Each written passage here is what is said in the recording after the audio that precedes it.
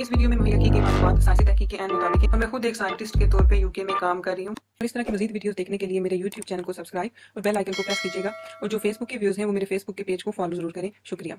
अस्सलाम वालेकुम, मैं हूँ डॉक्टर काज़मी। इससे पहले इसी सिलसिले की एक वीडियो मैंने बनाई थी जिसमें मैंने बात की थी कि डायबिटीज़, जिसको हम शुगर भी कहते हैं, वो क्या होती है, डायबिटीज़ कब और क्यों होती है, टाइप 1 और टाइप 2 डायबिटीज़ में क्या फ़र्क है और जो डायबिटीज़ है उसकी क्या अलामात ज़ाहिर होती हैं।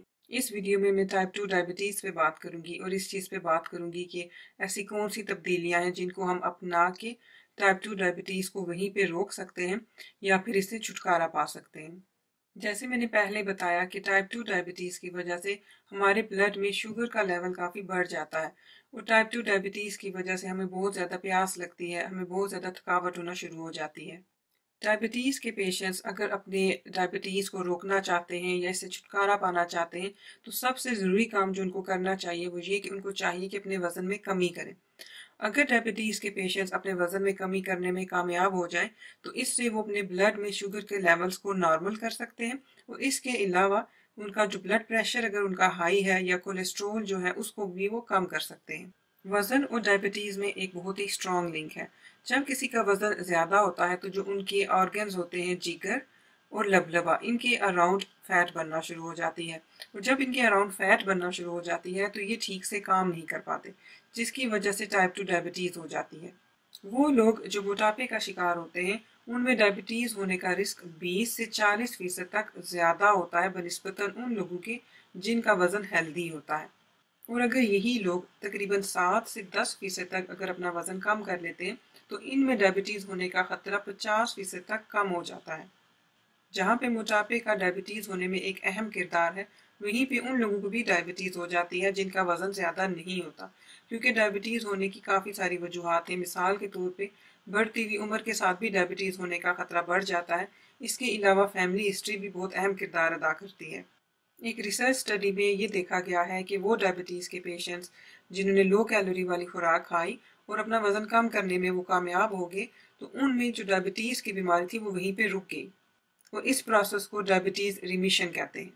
इस चीज़ के शवाहिद मिले हैं कि जो होल ग्रेन्स वाली ग़िज़ाएँ होती हैं वो डायबिटीज़ से बचाती हैं। होल ग्रेन यानी कि साबुत अनाज, मतलब कि जो अनाज होता है उसमें से कोई भी चीज़ रिमूव ना की जाए। मिसाल के तौर पे ब्राउन राइस, गंदुम गंदुम में आप वीटाबिक्स खा सकते हैं। इसके अलावा जो कि मुकम्मल जौ का अनाज हो, यानी उसमें से कोई भी चीज़ रिमूव ना की गई हो, तो ये डायबिटीज़ के लिए काफ़ी अच्छी ग़िज़ाएँ हैं। एक साइंटिफिक स्टडी ने ये देखा है कि वो लोग जो बहुत ज़्यादा सफ़ेद चावल खाते हैं, जैसे कि 5 दफ़ा हफ्ते में खा लिए, बनिस्बतन उन लोगों के जो महीने में 1 आध बार सफ़ेद चावल खाते हैं, तो इन लोगों में जो सफ़ेद चावल बहुत ज़्यादा खाते हैं उनमें डायबिटीज़ होने का ख़तरा 17% बढ़ जाता है। रेड मीट जैसे कि गाय, बकरे या दूधे का जो गोश्त होता है, इसका इस्तेमाल आप काफ़ी कम कर दें और इसकी बजाय आप फ़िश और मुर्गी का गोश्त इस्तेमाल करें। 2019 में एक बहुत बड़ी साइंटिफिक स्टडी की गई और इस स्टडी में बहुत से टाइप 2 डायबिटीज़ के जो मरीज़ थे उनको भी शामिल किया गया और इस स्टडी में ये देखा गया कि जो पौधों से बनी हुई ग़िज़ाएँ होती हैं वो डायबिटीज़ के लिए काफ़ी मुफीद होती हैं। इसलिए अपनी ग़िज़ाओं में ज़्यादा से ज़्यादा फ्रूट्स और सब्जियों का आप इस्तेमाल करें। बहुत सारी स्टडीज़ स्मोकिंग पे की गई हैं और ये देखा गया है कि स्मोकिंग हमारी सेहत को बहुत बुरी तरह से मुतासर करती है और इसी तरह वो लोग जो स्मोकिंग करते हैं उनमें डायबिटीज़ होने का ख़तरा 50% ज़्यादा होता है। वो लोग जो फिज़िकली इतने एक्टिव नहीं होते वो टाइप 2 डायबिटीज़ का बहुत जल्दी शिकार हो जाते हैं। इसलिए हम जितना ज़्यादा अपने मसल्स का इस्तेमाल करेंगे उतना ही हमारी बॉडी अच्छे से इंसुलिन को यूज़ करेगी, जो हमारे ब्लड होता है उसमें से शुगर लेवल्स यानी ग्लूकोज को कम करेगी। इसलिए आप ये कोशिश ज़रूर करें कि हर रोज़ तकरीबन 30 मिनट के लिए तेज़ चहलकदमी ज़रूर करें। इससे ना सिर्फ आप में डायबिटीज़ होने का ख़तरा कम हो जाएगा, बल्कि ये हमारे दिल की सेहत के लिए भी बहुत अच्छी होगी। ये वीडियो देखने का बहुत शुक्रिया। अल्लाह हाफ़िज़।